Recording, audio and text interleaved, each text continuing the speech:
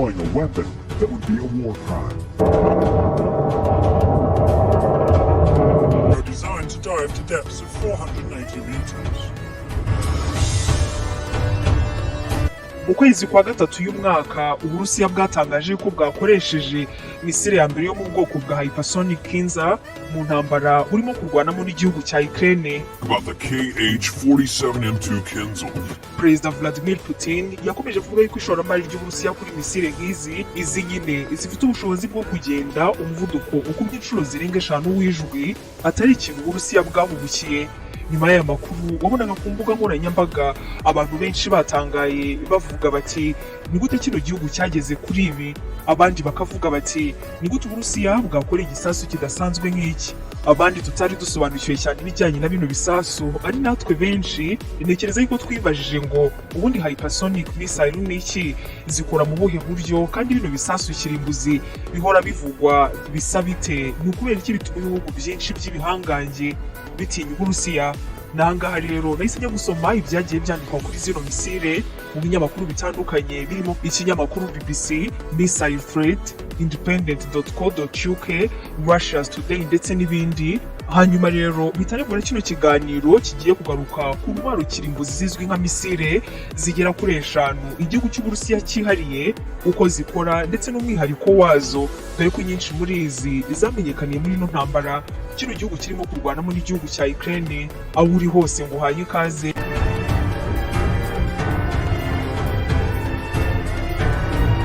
Umwanya wa gatanu muri zino misile igihugu cy'Uburusiya cyihariye kandi zidasanzwe niyo binagoranye yuko ushobora gusanga ahandi, ni izizwi nka vacuum bombs. This is a training exercise using the TOS-1A rocket launcher.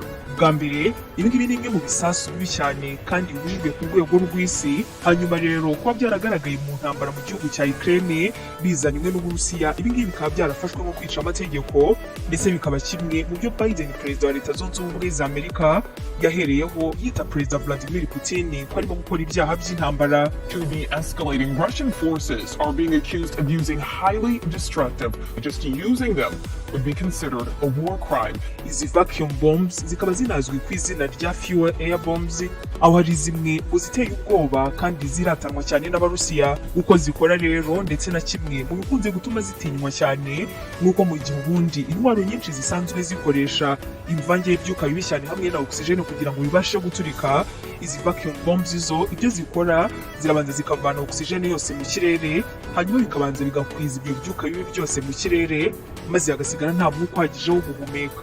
Nyuma y'uko guturika kwa mbere gukwirakwiza ibyo byuka bibi, n'ubu hakurikiraho guturika kwa nyako kuba kuri ku rugero rushyushye cyane rwo hejuru, ku buryo nta mwuka na muke mwiza wabona, ndetse ukanongeraho yuko uhereye ku mazu, imodoka ndetse n'imibiri y'abantu byose biba biri aho bihita biyonga mu mwanya nk'uwo guhumbya.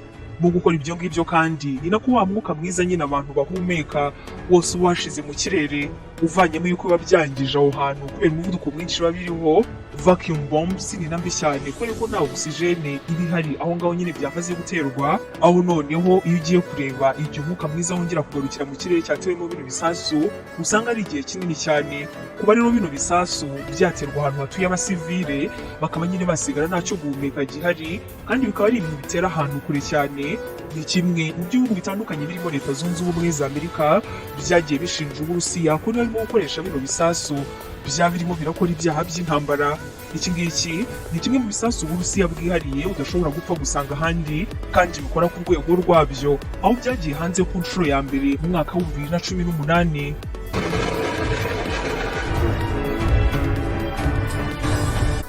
Umwanya wa kane mu ntwaro zidasanzwe Uburusiya bwihariye ni izitwa RT-UTTKH cyangwa se nanone zikaba zizwi ku izina rya Topol M.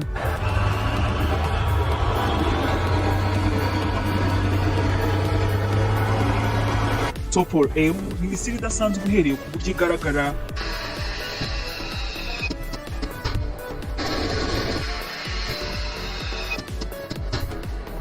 Ifite ubushobozi budasanzwe bwo kuba yarasira hose, aho uyijyanye mu nyanja yabasha kurasa, ndetse no ku butaka ikaba yaharasira kandi rwose ntigira ikibazo na kimwe igira. Ino ntwaro izwiho kurasa mu byiciro bigera kuri 3 kandi ikagenda ishyirwaho igihe cyo kuba yarasa, ni ukuvuga irabanza igategurwa, hanyuma igashyirwa muri mode yo kuba ready, hanyuma mu gihe cya nyacyo igahita irasa nyine aho umwanzi bari. Russian News ivuga yuko bitewe n'aho umwanzi ari ndetse n'ubukana afite, Double M ishobora gushyirwa muri mode yo kwihutisha ibyo irimo kurasa cyangwa se bikagenda gake, nk'uko byatangajwe n'uwitwa Yuri Solomonov, umuyobozi mukuru mu ruganda rwa bino bikoresho. Yavuze yuko ino misile ishobora gutwara imitwe ine izwi nka warheads kugeza kuri 6, aho ikigereranyo cyaho yarasa hagufi ari mu birometero 2000, nawe intera ntarengwa yawe ishobora kurasa akaba ari mu birometero 10,500. Ino Double M ikaba yarasa kuva ku mugabane umwe yarangiza ikagera ku wundi. Ikindi kandi kidasanzwe wamenya kuri ino ntwaro nuko inafite uburyo bwihariye bwo kuba yadetectinga, ni ukuvuga yakumviriza igisasu cyashaka kuraswa wiri, hanyuma muri bwa bushobozi ikoranywe ikoherezwa ibizwi nka anti-missile, maze ibyo bigatuma aho ibyo ngibyo bitahagera. Ubwo bino bisasu byashyirwaga hanze n'Uburusiya mu ntangiriro z'umwaka wa 2021, uhagarariye CIA muri Amerika yavuze ko byaba ari ibyago kino gihugu kiramutse gitunze nyinshi nk'izi ngizi, ariko ko amakuru y'ubutasi ya Leta Zunze Ubumwe za Amerika yerekana yuko iz'Uburusiya muri izi ngizi zitunze ari nkeya cyane. Perezida Vladimir Putin we akaba yavuze ko ubuhangange bw'igihugu ayoboye buzava ku ntwaro, ku buryo nta gihugu na kimwe kizamenyera Uburusiya uko kizaba kibizi yuko cyikururije ibyago.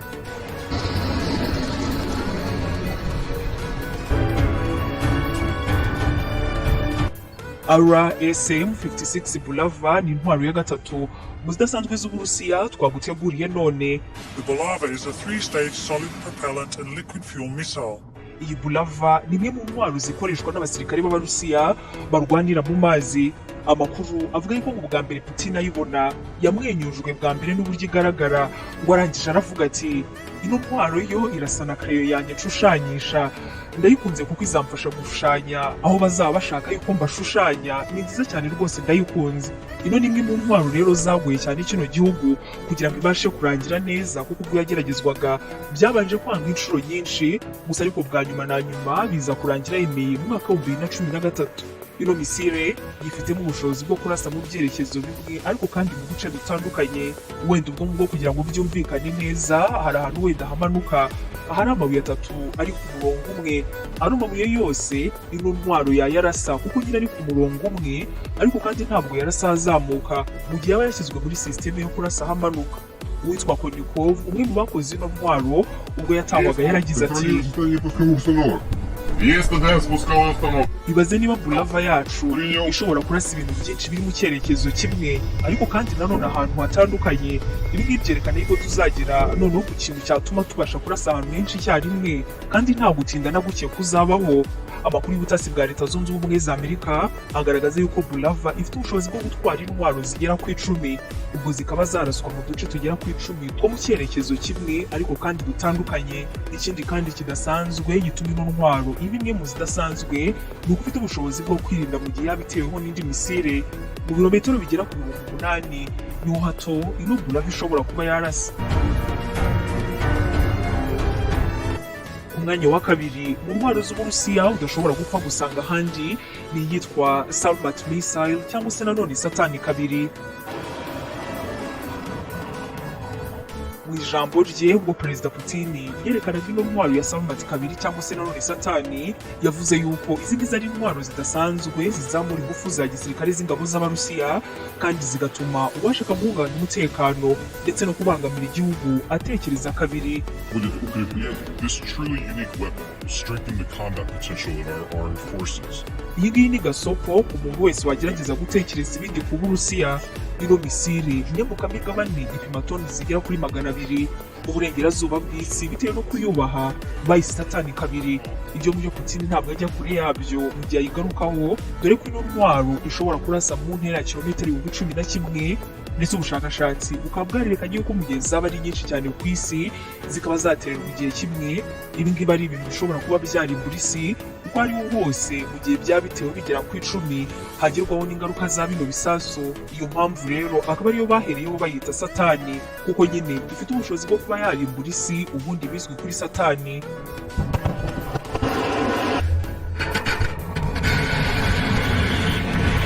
Ino ntwaro ikaba inafite ubushobozi bwo kubeshya sisitemu zose zigezweho zo kurwanya ibitero bya misile, ku buryo mu igerageza ino ntwaro yerekanye ko ishobora kubonwa habura iminota igera kuri 3 ngo igere aho yatewe, ibitatuma ibirwanya bibasha gutegurwa. Igisirikare cy'Uburusiya cyasobanuye ko igeragezwa ry'ino misile riri mu bintu byabashimishije, kandi ko mu gihe umugaba w'ingabo w'ikirenga yabitegetse yuko satani kabiri ikoreshwa, rwose baba biteguye kuyikoresha isaha n'isaha. Hari indi yashatse kugeragezwa imeze nk'iyi kuva mu mwaka w'1974 muri kino gihugu, ariko biranga. Akaba ariyo mpamvu ino yahawe izina rya satani kabiri, kuko iyo ngiyo ya mbere yashakaga guhabwa ubushobozi bwo kurimbura isi, yari yahawe izina rya satani rimwe itigeze ikunda. Ku mwanya wa mbere mu ntwaro Uburusiya bufite kandi zihariye udashobora gupfa gusanga ahandi aho ariho hose ku isi, ni iyitwa hypersonic missile. Akaba ari imwe mu zavugishije isi ndetse zinakanga ibihugu bitandukanye, kugeza ubwo Leta Zunze Ubumwe za Amerika nyuma y'uko Uburusiya butangaje ko bufite ino ntwaro, Amerika nayo yahise itangira kuyigerageza.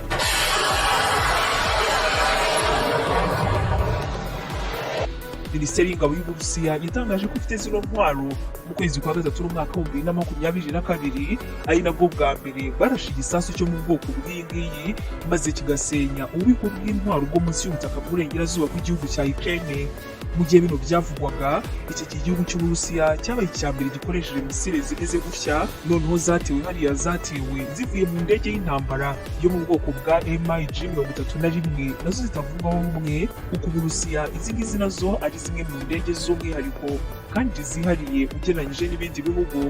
Minisiteri y'Ingabo y'Uburusiya yavuze ko ingabo za kino gihugu zitarashe kiriya gisasa ahantu hamwe, ko zanakirashe aho yategerejwe kwimurirwa intwaro z'inkunga kiriya gihugu cya Ukraine gihabwa. Abategetsi bavuze ko icyo gisasu cyo mu bwoko bushya bw'izo misile z'Uburusiya bwa Kirimbuzi cyashenye ububiko bw'ibitoro mu majyepfo y'icyo gihugu. Hanyuma noneho abantu benshi kuko twabitangiriyeho bahise bibaza ngo ese hypersonic missile ni iki kandi ikora mu buhe buryo? Ibipimo by'imibare kuri zino misile ni ibintu bitangaje cyane, kuko no kubasha kubyumva usanga ari ibintu umuntu wese atangarira. Kuko abayobozi bo mu Burusiya bagiye babitangaza, misile ya Kirimbuzi ishobora kurasa ku cyohererwaho kiri mu ntera kilometero zigera ku 2000. Ahangaha akaba ari naho hagufiya cyane ishobora kuba yarasa. Kugira ngo ubyumve neza, reka tuze kwifashisha urugero. Niba uri mu Rwanda, kilometero ziva mu karere ka Nyamagabe ugera i Kigali ni 193, ubwo naho kino gisasu cyagera mu rugendo rwa Nyamagabe i Kigali inshuro zirenga 10 gato. Ahangaha rero niko kino gisasu gishobora kugera mu gihe cyaba gitewe ahantu hafi. Ino misile ya Kirimbuzi ikaba ishobora kuguruka ku muvuduko urenga kilometero 600 ku isaha. Ubwangaha tugendeye kuri urugendo rwa Nyamagabe Kigali twifashishije kino gisasu, kikaba gishobora gukora urugendo rwa Nyamagabe Kigali inshuro zigera kuri 40 mu gihe cy'isaha. Mu modoka zisanzwe runo rugendo rumwe rwa Kigali Nyamagabe ni amasaha ane ndetse n'iminota 44 mu gihe nta kindi kibazo na kimwe imodoka zigeze zigira. Umuvuduko wa kino gisasu udasanzwe rero akaba ariyo mpamvu ukunze kugereranywa n'uwijwi, kuko ari ryo gusa rishobora kugenda ahantu hangana gutyo kandi mu gihe kingana gutyo, kandi nyine urabyumva yuko kino gisasu kinafite ubushobozi bwo kuba cyarenga umuvuduko nk'uwijwi. Uhereye kuri uwo muvuduko rero ukagendera noneho kumara ndetse n'ibyo gishobora gutwara, ibyo nibyo bituma aho cyoherejwe riba ari bibi cyane, kuko bizamba ku rwego ikiremwa muntu kitabasha kwiyumvisha. Ntabwo kino gisasu ibyacu birangirira aha, kuko uretse ibyo ngibyo bya mbere bituma ziba mbi cyane kurusha izindi misile cyangwa se nanone izindi mbunda za rutura zishobora kwica no gusenya ku kigero kijya kumera nka kuriya. Uwitwa James Acton, impuguke mu igenamigambi rijyanye n'intwaro za nucleaire ukora mu kigo cyitwa Carnegie Endowment for International Peace, yavuze yuko Uburusiya bufite nyinshi muri ziriya ntwaro byaba ari icyago kinini cyane ku kiremwa muntu muri rusange, kuko Uburusiya buri gihe icyo buri buze kuza gukora cyangwa se icyo buri buze gukora nta muntu n'umwe ukiteguye.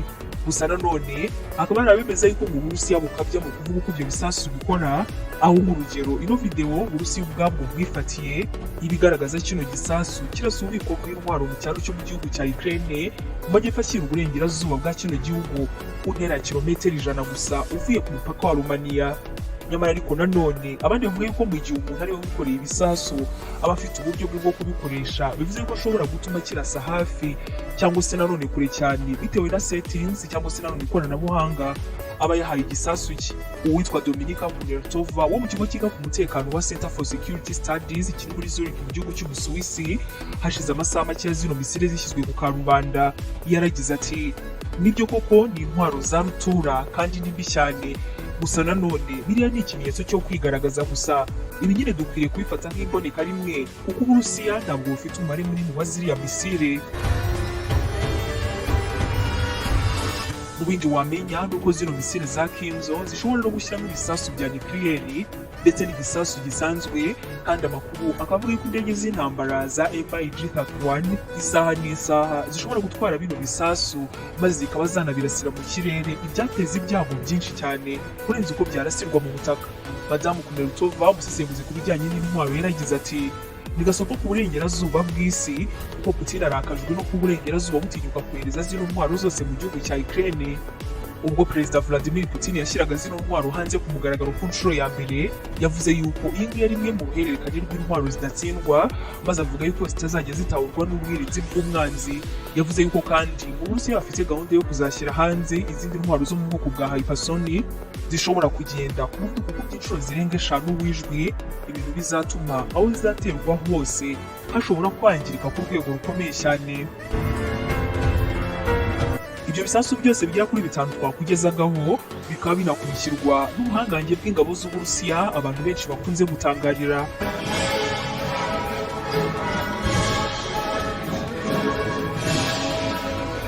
Tugiye mu byavuba ahangaha mu myereko y'uruhuka mbere y'intambara y'igihugu cya Ukraine, ahangaha Uburusiya bwerekanaga imbaraga za gisirikare mu karasisi k'ingabo kakozwe mu gihugu hose ubwo hizihizwaga intsinzi yabwo n'itsindwa ry'abanazi mu Budage mu ntambara ya kabiri y'isi. Perezida Vladimir Putin ubwe niwe wagenzuye kano karasisi mu murwa mukuru Moscow, ahari hakoraniye abasirikare bagera ku 12,000 bari bafite ibikoresho bya gisirikare by'ubwato birenga 200.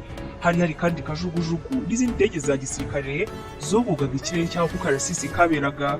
Kuva yajya ku butegetsi mu myaka 20 ishize, yaba igihe ari perezida cyangwa se minisitiri w'intebe, Perezida Putin akaba yaragiye ashishikazwa no kugarura ibimenyetso bya gisoviyeti n'amateka y'Uburusiya mu rwego rwo gushishikariza abaturage gukunda igihugu, kandi ibyo ngibyo akabyerekanira mu bikorwa bitandukanye bisa nko kubwira abakuze ati muhumure ntabwo tuzazima kandi ubuhangange bwacu buzagumaho.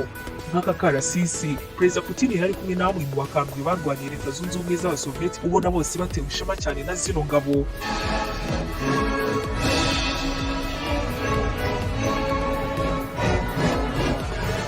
Mu ijambo yavugiye muri bino birori, Perezida Putin yarahiriye ko Uburusiya buzarinda inyungu zabwo kandi bukanarengera abaturage babwo. Ibyo ngibyo rero bikaba binajya guhura neza n'ibyo amaze iminsi mike cyane avuze, aho Putin yivugiye yuko Amerika ikwiriye kuva mu nzozi z'ubuhangange butakigezweho. Uno mukuru w'Uburusiya ubwo yari yitabiriye inama yiga ku bukungu izwi nka St. Petersburg International Economic Forum, yatangaje ko ubuhangange bwa Leta Zunze Ubumwe za Amerika bwarangiye, bityo ko aho isi igeze ntawe ukwiriye kwitwara nk'umutegetsi wayo. Perezida Putin yaragize ati ubwo batsindaga intambara y'ubutita, Amerika yahise yigaragaza nk'ihagarariye inyungu z'Imana mu isi, bumvaga yuko izo nyungu zabo zahawe umugisha ko nta zindi nshingano wababaza.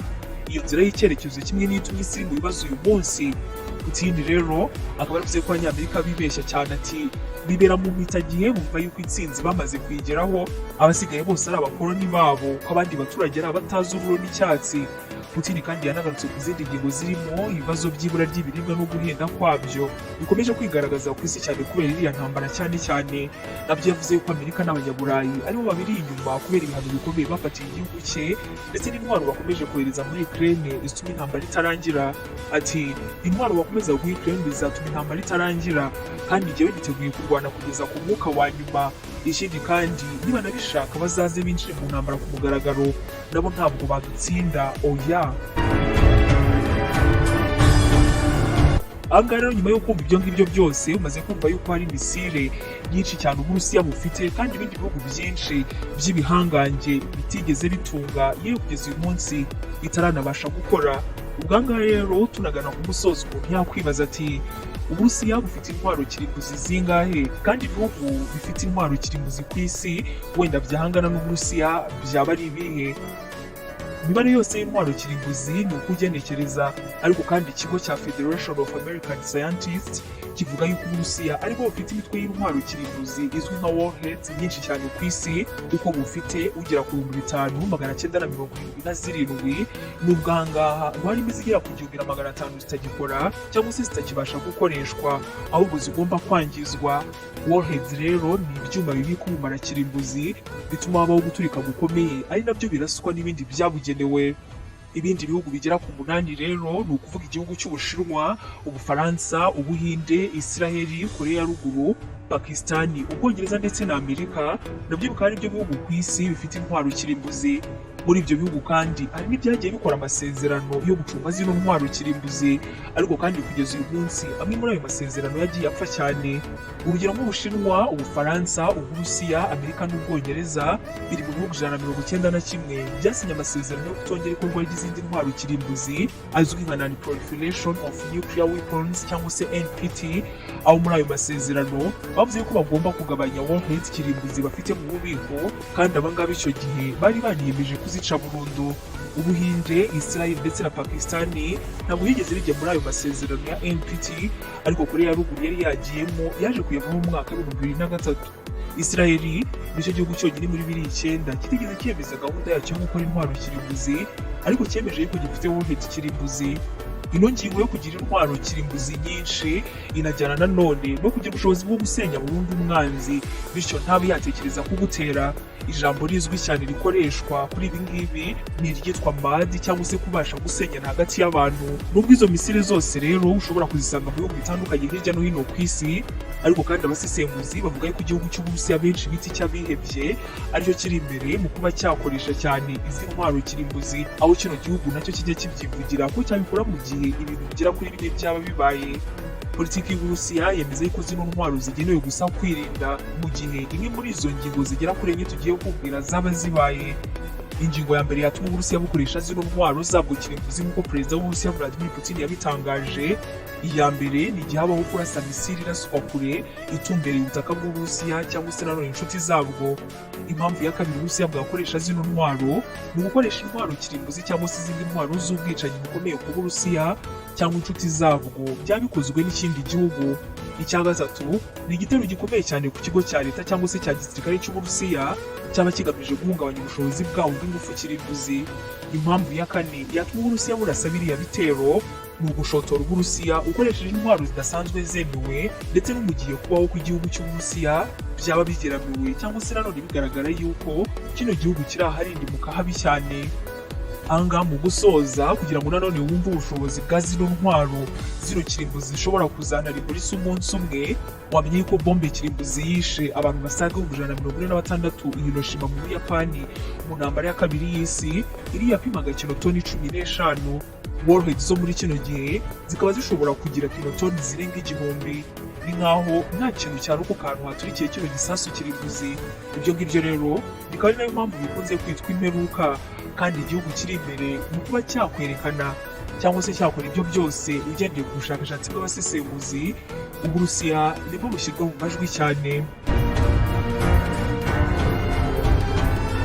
Twagarukaga rero ku nshamake y'amakuru amwe n'amwe abantu benshi tudakunze gusoma cyane ibijyanye n'izi ntwaro kirimbuzi dushobora kwibaza ndetse n'uko zikora, aho twagarutse kuri 5 mu z'Uburusiya bwirata zinatinywa n'amahanga, dore ko kino gihugu nyine aricyo cya mbere kizifite kugeza ubu. Aho nsoje kino kiganiro no gushimira cyane ku bw'uno mwanya wose wafashe warangiza ukagikurikirana. Ndaza kwishimira cyane igitekerezo cyawe nk'ibisanzwe, aho tukiri kumwe no mu yandi makuru atandukanye ajyanye n'intambara n'ibisasu kirimbuzi byose.